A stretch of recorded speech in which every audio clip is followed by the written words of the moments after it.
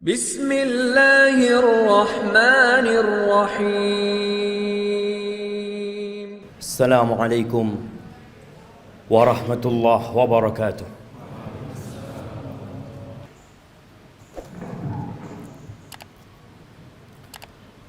Innal hamdalillah nahmaduhu wa nasta'inuhu wa nastaghfiruh wa na'udzu billahi min shururi anfusina wa sayyiati a'malina. Man yahdillah fala mudilla lahu wa man yudlilhu fala hadiya lahu. Wa ashhadu an la ilaha illallah wahdahu la syarika lahu. Lahul mulk wa lahul hamdu wa huwa ala kulli syai'in qadir. Wa ashhadu anna Muhammadan abduhu wa rasuluhu wa habibuhu wa khaliluhu. Salawatu rabbi wa salamuhu wa barakatuhu alaihi wa ala alihi wa ashabihi wa man tabi'ahum bi ihsanin ila yaumiddin. Amma ba'd.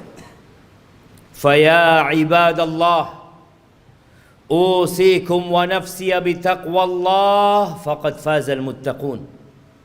Wahai manusia-manusia yang beriman, saya wasiatkan kepada diri saya dan kepada semua yang hadir di tempat ini agar senantiasa bertakwa kepada Allah Azza wa Jalla. Hanya mereka yang diterima amalannya, hanya mereka yang akan hidup berbahagia, hanya mereka orang-orang yang sukses di dunia dan di akhirat. Allah Jalla Jalaluh mengulangi perintahnya, dan para rasul menyampaikan berulang kali, dan para pewaris Nabi diteruskan perintah itu untuk mereka. Ya ayyuhalladzina amanu taqullah, wahai orang-orang yang beriman, bertakwalah kalian kepada Allah. Kalimat yang sering kita dengar, yang terus diulang-ulang, karena kita memang sering lupa. Haqqa tuqatihi, ketakwaan yang sebenarnya bukan sekedar tulisan yang dipampang, bukan sekedar ucapan yang diungkapkan, tapi sesuatu yang diyakini oleh jiwa kita, kemudian diucapkan dengan lisan kita, dan dipraktekkan dengan raga kita. Dan Allah mengatakan wala tamutunna illa wa antum muslimun. Kalian jangan mati kecuali dalam kondisi Islam. Yang menjadi standar orang baik bukan sekarang, tapi tatkala ajal menyebut kita. Jamaah rahimakumullah, setiap hari kita keluar rumah kita, orang-orang juga keluar dari rumahnya. Anak-anak juga berangkat ke sekolahan. Besok mereka akan melakukan itu lagi. Terus rutinitas yang dikerjakan oleh manusia. Ada yang ke pasar, ada yang ke kantor, ada yang ke pabrik, ada yang di jalanan. Semuanya mencari apa? Mencari uang, mencari harta. Allah telah menanamkan di dalam jiwa kita kecintaan kepada harta. Zuyyina linnas hubbus syahawat minan nisa wal banin wal qanatiril muqantarati minadh dhahabi wal fiddah wal khaylil musawwamati wal an'ami wal harth dzalika mata'ul hayatid dunya wallahu 'indahu husnul ma'ab. Allah menjelaskan kepada kita bahwa telah ditanamkan kecintaan syahwat kepada wanita, kepada anak-anak, kepada harta yang berlimpah ruah, yang bertumpuk-tumpuk. Dulu kuda-kuda yang mewah, sekarang mobil-mobil yang mewah. Pertanian, peternakan, itu sesuatu yang sudah dicintakan kepada kita. Itu kesenangan kehidupan dunia. Tapi di sisi Allah ada tempat kembali yang baik. Lihatlah orang terkaya di dunia ini. Kemana dia bawa hartanya? Dia tinggal. Dia tinggal selama-lamanya di muka bumi ini. Di negeri ini kita sering membaca 10 orang terkaya. 1 fulan, 2, 3, 4, 5, 6, 7, 8, 9, 10, semua hartanya ditinggal. Hati-hati dengan dunia ini. Jangan sampai kita tertipu. Silahkan bekerja, silahkan cari harta, tapi ambisi kita bukan dunia. Karena kita gak lama tinggal di dunia, jemaah. Sungguh sangat bodoh manusia yang menimbun hartanya di sebuah tempat. Dia taruh di brankas, tiap hari dia kumpulkan di sana, kemudian setelah itu dia tinggal selama-lamanya. Kemana akalmu? Bukankah kau capek menumpuk harta itu? Bukankah engkau sekolah tahunan untuk mendapatkan harta itu? Dan engkau udah dapat. Kenapa engkau nggak bawa? Kenapa kau tinggalkan selama-lamanya kau tinggalkan di muka bumi? Dan kebanyakan kita seperti itu. Hanya bekerja dan terus bekerja, kemudian pergi meninggalkan dunia. Ahibati fillah. Sebagian kita sudah hidup menderita jiwanya. Maka disebutkan oleh WHO sudah ada 1 miliar manusia yang sakit jiwa, sakit mental. Kata Nabi SAW, mengingatkan para sahabatnya, kaifa antum idza futiyat alaikum Faris wa Rum, ayu qaumin antum? Kira-kira bagaimana kondisi kalian? Nabi menyampaikan ini dalam kondisi sahabat susah, tidak tahu apa yang besok mereka makan. Dalam kondisi sebagian sahabat ketika berangkat perang, sehari hanya makan 1 butir kurma. Sehari hanya 1 butir kurma. Rasulullah SAW menyampaikan ini dalam kondisi sahabat berangkat perang, dalam kondisi tidak ada alas kaki buat mereka. Sampai kuku mereka ngelupas. Nabi menanyakan kepada mereka yang hidup menderita secara harta pada waktu itu, kira-kira bagaimana kondisi kalian apabila Persia dan Romawi ditaklukkan, kemudian harta mereka dibagikan kepada kalian? Ayu qaumin antum? Kira-kira kalian jadi orang yang seperti apa? Kata Abdurrahman bin Auf, nakun kama qala Allah atau kama yaqulu Allah. Kita akan menjadi manusia seperti yang Allah inginkan, yang Allah perintahkan. Kata Nabi SAW, awa ghaira dhalik, mungkin gak seperti itu, kata Nabi SAW. Jamaah, kita pernah susah secara ekonomi. Ingat dulu mungkin ketika motor kita motor bekas. Ingat dulu ketika kita sebagian belum menikah, nggak punya apa-apa. Kemudian terus bertingkat kondisi ekonomi kita. Semakin membaik. Dan terus Allah kasih lagi kepada kita. Sekarang bagaimana kondisi kita? Abdurrahman bin Auf mengatakan kita akan menjadi orang seperti yang diinginkan oleh Allah dan Rasulnya. Tapi kata Nabi SAW, mungkin nggak seperti itu kalian. Apa yang akan terjadi? Tatanafasun. Yang pertama, kalian akan bersaing. Udah punya harta banyak, yang seharusnya hidup tenang, sakit jiwa. Terus dia bersaing. Motornya kepingin lebih baik dari motor orang lain, handphonenya kepingin lebih baik dari orang lain, hartanya kepingin lebih banyak dari orang lain, rumahnya kepingin lebih bagus dari yang lainnya. Terus didorong oleh penyakit. Tatanafasun. Itu yang akan terjadi. Oke. Bersaing boleh kan, selama kita tidak menzalimi orang lain. Tapi Nabi SAW mengatakan itu hanya awal yang akan terjadi. Yang kedua, thumma tatahasadun. Kalian akan saling hasut setelah itu. Karena dunia ini sempit, jamaah. Kursi-kursi itu terbatas. Kalau sudah ada yang duduk di sana, Yang lain nggak bisa duduk di situ. Dia harus turunkan dia. Dia harus menggantikan posisi itu. Kalian akan saling hasut. Kita lihat orang-orang yang di pasar. Bagaimana kondisi jiwa mereka. Yang mungkin tampak sehat-sehat menurut kita, tapi sakit jiwanya. Nabi menyampaikan kalian akan saling iri. Kalian akan saling hasut. Gak suka orang lain lebih baik dari dia daripada sisi. Gak suka dia. Padahal saudaranya Muslim, yang seharusnya dia bergembira dengan kegembiraan saudaranya, yang seharusnya dia cinta kepada saudaranya seperti dia mencintai diri dia sendiri.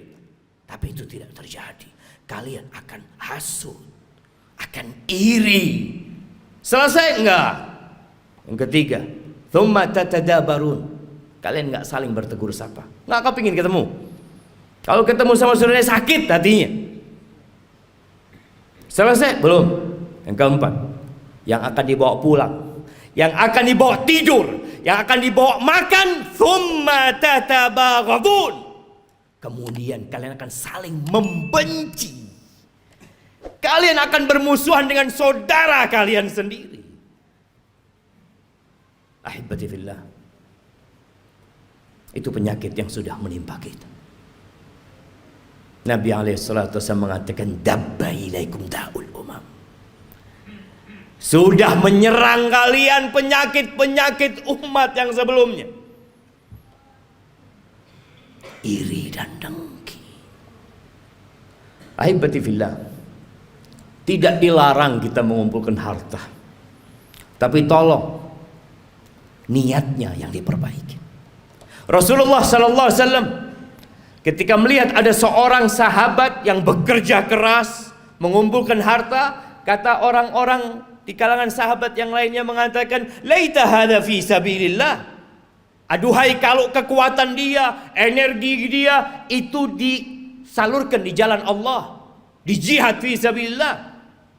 Maka Nabi mengatakan kepada para sahabatnya, laukana yas'a. Kalian tahu kalau orang ini keluar bekerja dalam rangka memberikan nafkah kepada kedua orang tuanya yang udah sepuh, fahuwa fi sabilillah. Dia di jalan Allah. Yang kedua, laukana kharaj yas'a ala auladin lahu sighar. Kalau dia bekerja dalam rangka niatnya memberikan nafkah kepada anak-anak yang masih kecil, fahuwa fi sabilillah. Dia di jalan Allah. Jangan diremehkan dia bekerja. Yang ketiga, in kana kharaja yas'a yu'iffa nafsah. Kalau dia keluar bekerja dalam rangka menjaga kehormatan dirinya, agar dia tidak jadi benalu di masyarakat, dia tidak menyusahkan orang lain, dia sedang ingin menjaga kehormatan dirinya, nggak ingin minta-minta sama orang, fahuwa fi sabilillah, maka dia pun di jalan Allah. Tapi yang keempat, in kana kharaja yas'a riya'an wa mufakharatan. Tapi kalau dia kerja dalam rangka riya, pamer, dalam rangka berbangga-banggaan dengan harta dia, fahuwa fi sabilis syaitan, maka dia di jalan syaitan. Jangan sampai tiap hari kita keluar rumah kita, kita sedang berada di jalannya syaitan. Bekerja hanya untuk berbangga-banggaan, hanya untuk pamer kepada orang lain. Aqulu qawli hadza wa astaghfirullah li wa lakum wa lisairil mu'minin wal mu'minat fastaghfiruh innahu huwal ghafurur rahim.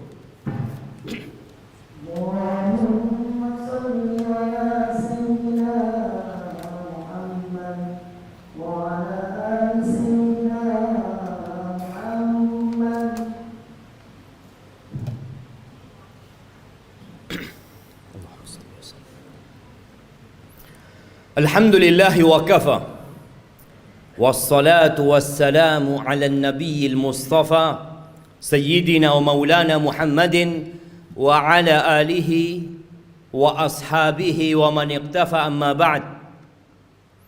Ahibati fillah,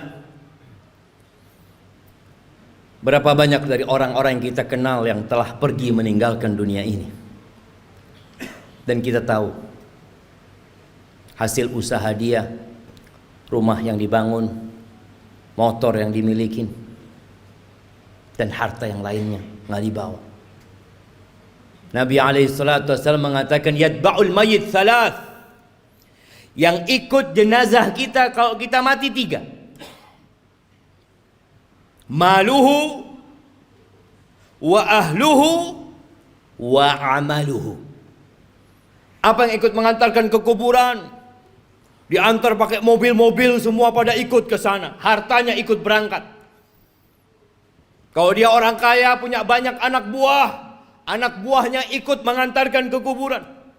Kalau dia orang terkenal yang banyak fan-nya, akan banyak yang ikut mengantarkan ke kuburan. Ya, keluarga, harta ikut. Yang ketiga amal. Yang 2 pulang. Tuh kita lihat ribuan orang yang mungkin mengantarkan jenazah. Ada 1 yang mau tinggal di dalam? Nggak ada. Anaknya mungkin. Orang tuanya mungkin. Kawan dekatnya? Nggak ada. Anak buahnya yang dia kasih bayaran, yang terus dibayar, mau menemani majikannya di dalam kuburan? Nggak ada. Siapa yang menemani? Amaluhu, bas amalnya. Maka segera beramal. Badiru bil amal. Kata Nabi SAW, segera kalian beramal. Segera. Fitanan kaqita'il lailil muzlim. Sebelum datang fitnah-fitnah, ujian-ujian, kekacauan-kekacauan yang seperti potongan malam yang gelap gulit. Apa yang terjadi ketika datang fitnah itu jemaah? Kalau kita menunda-nunda beramal, menunda-nunda hijrah kita, menunda-nunda untuk berubah jadi orang baik, yusbihur rajulu mu'minan wa yumsi kafiran. Paginya masih beriman, sorenya sudah kafir. Wa yumsi mu'minan wa yusbihu kafiran. Sorenya masih beriman, datang kajian mungkin dia, masih sholat asar, subuhnya sudah kafir. Kenapa itu terjadi? Yabi'u dinahu bi'aradin minad dunya. Dia jual agamanya. Dia jual. Dia barter dengan sedikit kenikmatan dunia. Nggak lagi mikir halal haram. Yang ada dalam benaknya harta, jabatan, kedudukan, padahal semua itu akan ditinggalkan. Maka ahibati fillah, hari ini hari Jumat, harinya bersalawat buat Nabi alaihi salatu wassalam. Harinya dianjurkan kita membaca suratul Kahfi. Baca tuh surat Kahfi, baca dengan artinya, baca pesan-pesan Allah kepada kita agar kita tidak diperbudak dengan harta kita. Biasanya imam kalau sholat Jumat itu membaca 2 surah, Sabbihisma rabbikal a'la dan hal ataka hadithul ghasiyah. Tolong pulang dari sini baca tafsirnya, sehingga kita tahu pesan-pesan yang Allah sampaikan agar kita tidak lebih mementingkan kehidupan dunia. Kata Allah, bal tu'thirunal hayatad dunya. Tapi kalian udah dikasih nasihat, tetap kalian lebih mementingkan kehidupan dunia. Wal akhiratu khairu wa abqa. Akhirat itu lebih baik dan lebih kekal. Ahibati fillah, innallaha wa malaikatahu yusalluna 'alan nabi ya ayyuhalladzina amanu sallu 'alaihi wa sallimu taslima. Allahumma salli wa sallim وزد وبارك وأنعم على عبدك ورسولك حبيبنا وسيدنا محمد. اللهم اغفر للمؤمنين والمؤمنات والمسلمين والمسلمات الأحياء منهم والأموات إنك سميع قريب مجيب الدعوات. اللهم منزل الكتاب مجري السحاب هازم الأحزاب اهزم أعداءك أعداء الدين يا رب العالمين. اللهم اهزم أعداءك أعداء الدين يا رب العالمين. ربنا ظلمنا أنفسنا وإن لم تغفر لنا وترحمنا لنكونن من الخاسرين. ربنا لا تزغ قلوبنا بعد إذ هديتنا وهب لنا من لدنك رحمة إنك أنت الوهاب. ربنا آتنا في الدنيا حسنة وفي الآخرة حسنة وقنا عذاب النار. وسبحان ربك رب العزة عما يصفون وسلام على المرسلين والحمد لله رب العالمين.